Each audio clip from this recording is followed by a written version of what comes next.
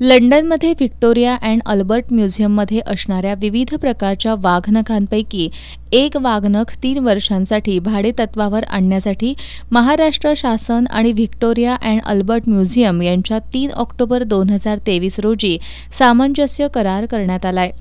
राज्याचे सांस्कृतिक कार्यमंत्री सुधीर मुनगंटीवार यांच्यासह वरिष्ठ अधिकाऱ्यांनी ही वाघनख छत्रपती शिवाजी महाराजांची असल्याचा दावा केला होता। मात्र ही वाघनख छत्रपती शिवाजी महाराज यांची नसल्याचे ठोस पुरावे कोल्हापुरातील सह्याद्री इतिहास संशोधन केंद्राचे अध्यक्ष इंद्रजित सावंत यांनी सांस्कृतिक कार्यमंत्री, सांस्कृतिक कार्य विभागाचे सचिव आणि महाराष्ट्र राज्य पुरातत्व संचालनालयाकडे वारंवार सादर केले होते। मुख्यमंत्र्यांनाही त्यांनी याबाबत कळवलं होतं। मात्र याबाबत शासनानं उदासीनता दाखवल्याचा आरोप आज इंद्रजित सावंत यांनी केलाय। ही वाघनख छत्रपती शिवाजी महाराज यांची नाहीत अशी कबुली व्हिक्टोरिया अँड अल्बर्ट म्युझियमने दिली आहे। याबाबतचं पत्र आपल्याला प्राप्त झाल्याचा दावा त्यांनी केलाय। हे पत्र त्यांनी पत्रकारांसमोर सादरही केलं।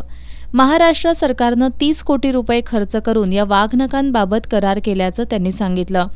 छत्रपती शिवाजी महाराज यांची नसलेली ही वाघनख ठेवण्यासाठी प्रत्येक ठिकाणी 7 ते 8 कोटींचा खर्च करण्यात येणार असून याचं टेंडरही राज्याबाहेरच्या व्यक्तीला देण्यात आलंय। त्यामुळे सरकारनं महाराष्ट्रातील जनतेची फसवणूक करू नये असं त्यांनी सांगितलंय। महाराष्ट्र शासन सांस्कृतिक मंत्री लंडनमधल्या व्हिक्टोरिया अल्बर्ट संग्रहालयातून एक वाघनख आणतात।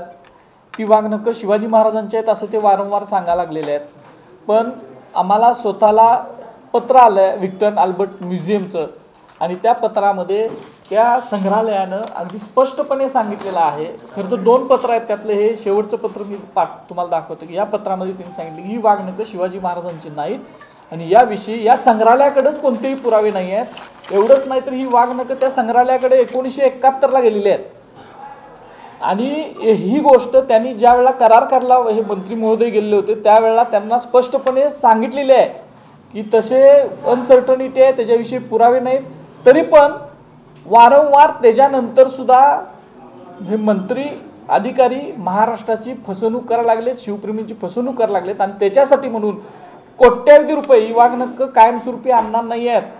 30-30 कोटी रुपये खर्च करून हे वाघनख आणायला लागलेत। कोल्हापुरात 7 कोटी रुपयाचं टेंडर काढले ते डिस्प्लेचं आणि त्याच्यामध्ये ते सुद्धा बाहेरच्या कंपनीला दिले, महाराष्ट्राच्या बाहेरच्या।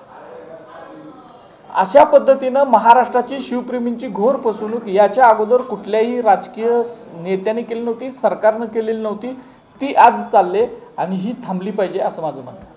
सरकार सध्या जी वाघनख आणणार आहे ती वाघनख 1971 साली व्हिक्टोरिया अँड अल्बर्ट म्युझियममध्ये दाखल झाली आहेत असं इंद्रजित सावंत यांनी सांगितलं। छत्रपती शिवाजी महाराजांची खरी वाघनख सातारा इथल्या छत्रपतींच्याकडे असल्याचे पुरावे, विविध प्रवास वर्णनं तसंच ग्रंथातील उल्लेख आणि छायाचित्रही आपल्याकडे असल्याचं त्यांनी सांगितलं। महाराष्ट्र सरकारनं याबाबत दिशाभूल न करता योग्य ती भूमिका स्पष्ट करावी असं आवाहन त्यांनी केलंय। या पत्रकार बैठकीला सैफ शेख, अमित अडसुळे, राम यादव, ओंकार कोळेकर आणि दिगंबर भोसले उपस्थित होते।